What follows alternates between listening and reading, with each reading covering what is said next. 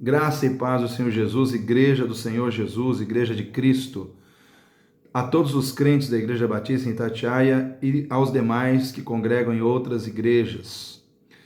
Queridos, eu estou gravando aqui esse vídeo para falar com vocês sobre dois assuntos assim que são vitais, essenciais para a nossa vida cristã. E o primeiro assunto é a fé. Quando a gente abre a nossa Bíblia lá em Hebreus capítulo 10, versículo 36, nós encontramos aqui a seguinte revelação bíblica: vocês precisam perseverar para que, havendo feito a vontade de Deus, alcancem a promessa. Porque ainda dentro de pouco tempo, aquele que vem virá e não tardará ou não demorará. Mas o meu justo viverá pela fé, e se retroceder ou se recuar, a minha alma dele não se agradará, ou a minha alma não terá prazer nele. Então, queridos, aqui nós temos uma premissa básica, que o justo viverá da fé. E se ele retroceder, a alma do Senhor não se agradará dele. A minha pergunta para você é: você é uma pessoa que avança pela fé ou você é uma pessoa que retrocede diante das dificuldades, diante dos problemas, diante das lutas? Por que eu falo isso com você nesse momento? Porque vivemos dias difíceis. Dias que têm trazido dúvida, angústia, temor no coração de muitas pessoas. E a premissa básica diante dessas situações é que nós aprendamos ou simplesmente exercitemos o propósito de viver pela fé ou de andarmos em fé. Não podemos permitir que as circunstâncias falem mais alto ao nosso coração do que a nossa fé. A minha preocupação com a Igreja de Cristo é quando eu começo a olhar para muitos crentes e ver nos crentes medo, insegurança, e ver esse medo, essa insegurança, muitas vezes falando mais alto que a sua fé no cuidado, na proteção, no propósito abençoador do Senhor em Cristo Jesus que está sobre a sua vida. Eu pastoreio a Igreja Batista em Itatiaia já há 20 anos. E para a honra e glória do Senhor, graças à direção de Deus, à sua misericórdia e à sua graça que está sobre as nossas vidas, e a maneira como eu aprendi a ouvir e a entender a voz de Deus, eu não tive que me arrepender de nenhuma orientação que eu possa ter dado à igreja em momentos de crise. Ter que dizer: olha, igreja, naquele momento de crise eu estava errado, eu errei, não ouvi a voz de Deus, pensei que era Deus que estava falando comigo e não era, eram os meus sentimentos, eram as minhas emoções. Graças a Deus eu não tive essa situação, porque eu sempre procurei buscar a direção que vem do Senhor, na sua palavra e através da intimidade com o Espírito Santo. Então, quando veio a pandemia de Covid-19, eu busquei o Senhor em oração, busquei o Senhor na palavra, e o Senhor me disse: não deixe o meu povo se entregar ao medo. Diga ao meu povo o que eu já disse no passado e que está registrado na minha palavra no Salmo 127, no versículo 1, que diz: se o Senhor não edificar a casa, em vão trabalham os que edificam. Se o Senhor não guardar a cidade, em vão vigia a sentinela. Em outras palavras, o Senhor estava dizendo: quem foi chamado a edificar, edifique. Quem foi chamado a guardar, que guarde. Porém, o resultado final, tanto do edificar como do guardar ou de trazer a proteção necessária, não está nas mãos dos homens. Não está nas suas mãos, está nas minhas mãos. E na sua capacidade de confiar em mim. Tipo assim, irmãos, se o Senhor não guardar, ninguém guarda. Você não vai conseguir guardar. Todas as suas ações, todas as suas atitudes serão em vão. Se você começar a permitir, mesmo sendo crente, que a sua incredulidade cresça mais do que a sua fé. Aí o que acontece? Deus permite situações acontecerem só para tratar com a sua incredulidade. Eu vi muitas pessoas nesse período da Covid que falaram assim: não vou na igreja porque a Covid está na igreja, etc. Pegou Covid em casa. Todo mundo confinado pegou Covid em casa. E os que estavam indo na igreja pegaram, mas muito depois. Mas como acontece isso? Eu sou crente, tudo bem, mas eu sou um crente que estou agindo na incredulidade. O que a palavra de Deus diz? O justo viverá pela fé. Pela fé. Eu me lembro que muitas pessoas, na época da Covid, elas iam trabalhar, elas iam estudar, elas iam ao supermercado, elas iam abastecer o carro, mas quando chegava a hora de ir à igreja, elas não iam. Dava a impressão que o inimigo colocou na mente delas que o único lugar que elas poderiam ficar infectadas era na igreja.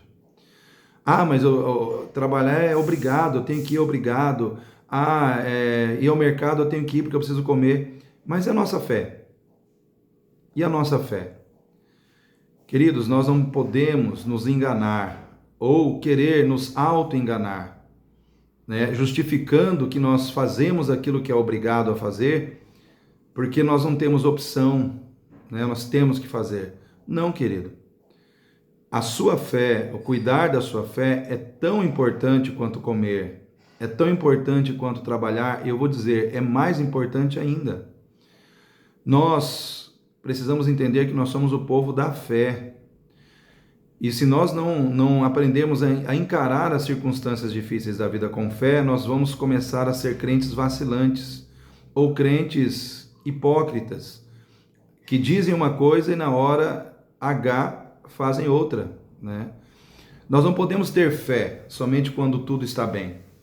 Nós temos que ter fé em todos os momentos, e em todos os momentos eu tenho que estar firme no meu propósito, de estar na presença de Deus, de buscar a Deus, né? De ter comunhão com Deus.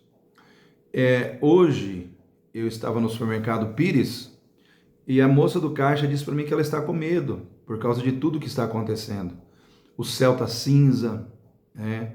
Acredito que ela também quis dizer dessas viroses que estão se manifestando ou se espalhando. Mas ela disse algo muito interessante. Eu não sei qual é a fé daquela jovem, daquela moça que estava no caixa. Eu não perguntei se ela era evangélica ou qual era a sua crença. Mas algo me despertou quando ela disse assim: o pior de tudo isso é que tudo isso está na Bíblia. Tudo que está acontecendo está na Bíblia, né? E qual é a reação que nós estamos tendo se nós temos esse conhecimento de que essas situações estão na Bíblia? E qual é a nossa atitude, né? O céu ficou cinza, apareceu uma virose, isso já me desestrutura, isso já me abala, isso já muda a minha maneira de caminhar, a minha maneira de desenvolver a minha adoração, o meu propósito de estar na presença de Deus, de ter comunhão com Deus e com a igreja do Senhor. Tudo isso me afeta já assim, de uma maneira muito intensa, de uma maneira assim, muito determinante no meu propósito de continuar cultuando a Deus.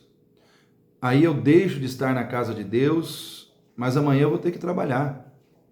Eu vou ter que ter contato com as pessoas, né? Eu vou ter que estudar. Queridos, nós não podemos permitir, se nós podemos, entenda bem o que eu quero dizer, se você pode estar na casa de Deus em oração, é necessário que você esteja. É necessário que você vá para você vencer primeiro você mesmo. E o medo que muitas vezes o inimigo usa para trabalhar no nosso coração. Eu quero dizer uma coisa para você e não se assuste. Dias piores, né, poderão estar vindo diante de nós. Quem já ouviu falar da mpox, que é a varíola dos macacos? Já está acontecendo um surto muito grande na África Central, na África Ocidental, na Europa, né? É uma doença muito mais agressiva, vamos dizer assim, até mesmo que a própria Covid. E outras pragas, né, poderão estar aparecendo. Hoje está tendo uma virosezinha que está trazendo um mal-estar estomacal, mas tem coisas muito piores que poderão vir. Qual vai ser a sua reação? Como a sua fé vai se evidenciar diante dessas circunstâncias? A minha postura como pastor da Igreja de Cristo é levar você a despertar em fé. Eu não posso colocar medo no seu coração. Eu tenho que trazer o seu coração e a sua atenção para a palavra de Deus e para aquilo que a palavra de Deus diz sobre fé. E o Senhor diz que aquele que há de vir virá e não tardará.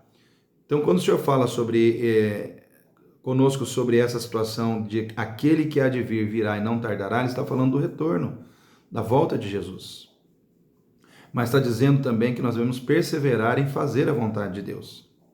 E aí, para fechar, o que o Senhor fala conosco? O meu justo viverá pela fé. Se ele recuar, se ele retroceder, a minha alma não tem prazer nele.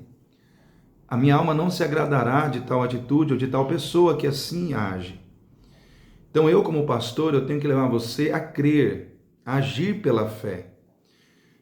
E deixar que esse agir pela fé te amadureça espiritualmente, te leve para mais perto de Deus e faça com que o coração de Deus se alegre em você. Sinta alegria na sua capacidade de crer, de confiar nele. Ele é a sua segurança, ele é a sua proteção, não é você.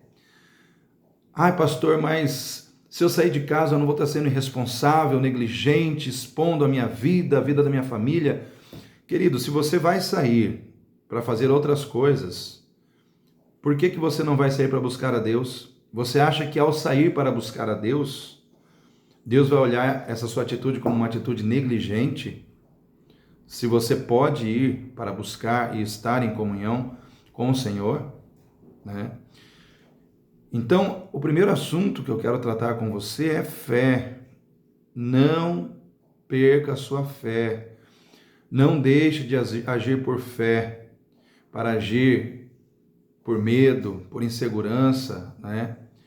Eu quero dizer para você, quem vai te sustentar até o fim é o Senhor, mediante a sua fé. A Bíblia diz que sem fé é impossível agradar a Deus. Impossível, né? Sabe o que é impossível? Impossível é impossível. Impossível é não tem como agradar a Deus. Sem fé. Nós precisamos crer. E o outro tema que eu queria falar com você, como igreja do Senhor Jesus, é sobre a unidade. A unidade, ela tem uma fala evangelística, ela tem uma fala missionária. A unidade da igreja, ela é poderosa para promover conversão e salvação de almas.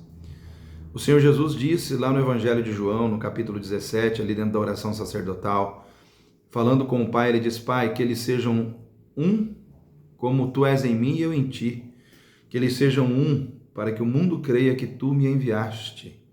Em outras palavras, Jesus estava dizendo, se houver unidade, uma unidade como eu tenho com o Senhor, uma unidade íntima, profunda, uma unidade onde a gente nunca está longe um do outro, mas a gente sempre procura caminhar juntos, estarmos juntos, sermos cúmplices daquilo que um está fazendo e o outro também, estarmos juntos no propósito de promover a fé, de promovermos o amor, de promovermos o reino de Deus na terra.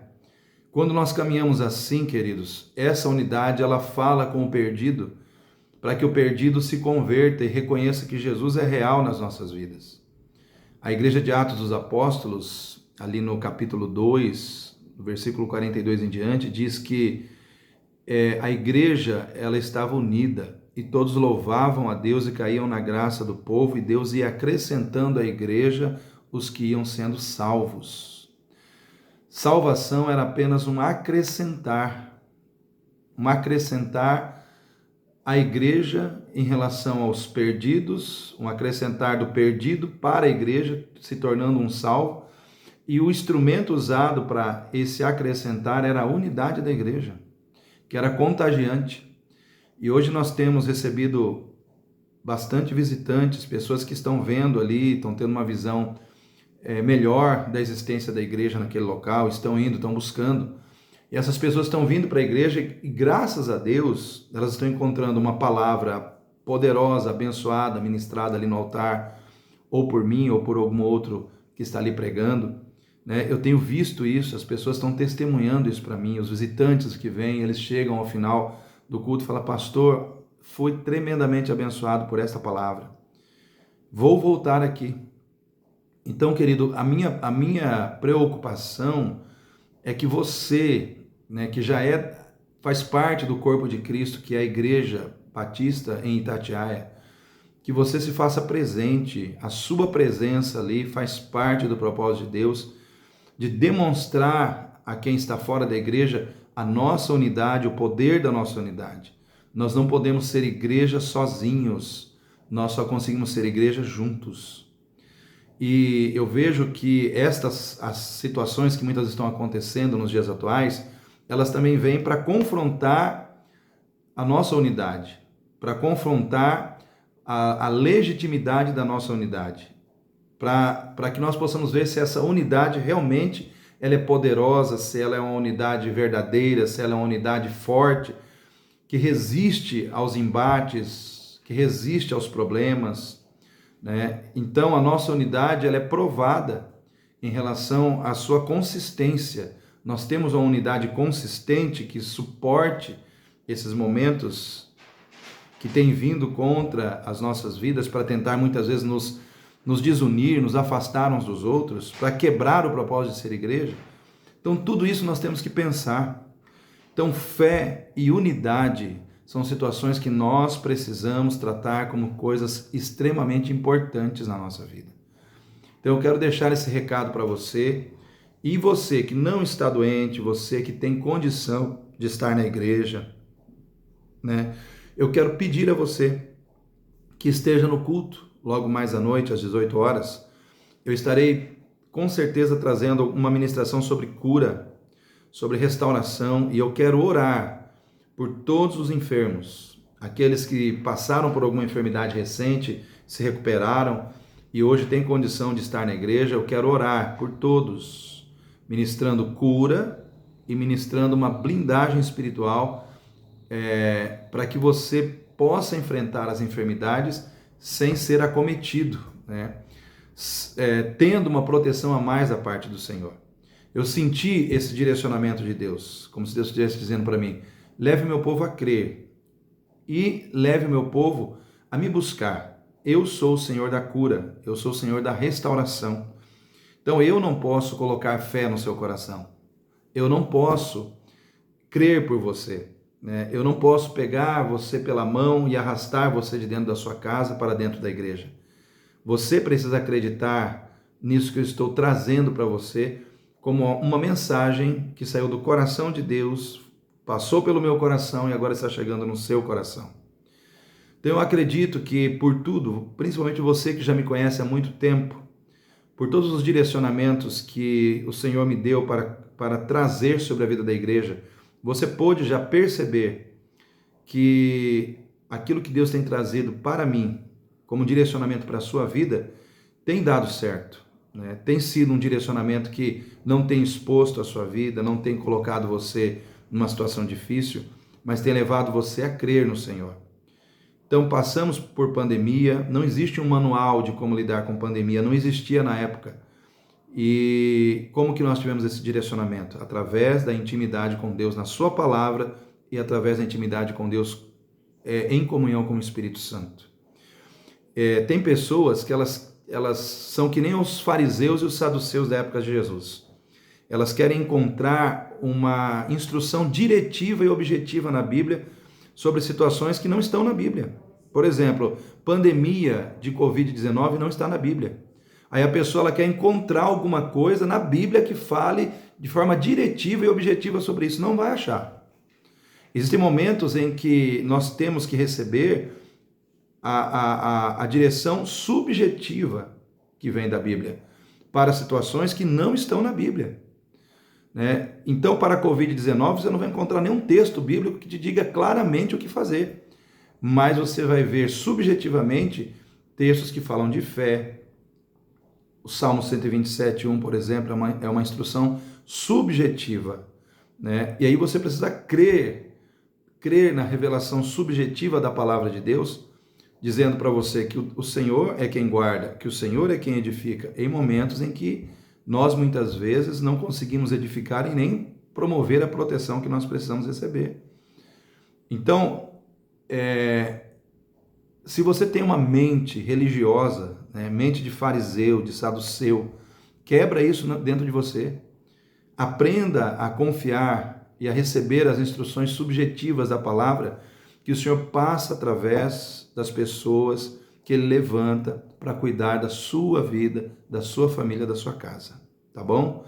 Então eu quero deixar essa palavra no seu coração para que ela realmente gere em você a obra que ela pode gerar em termos de fé, de fortalecimento espiritual, para que você se levante, para que você fique firme em momentos de dificuldade, tá bom?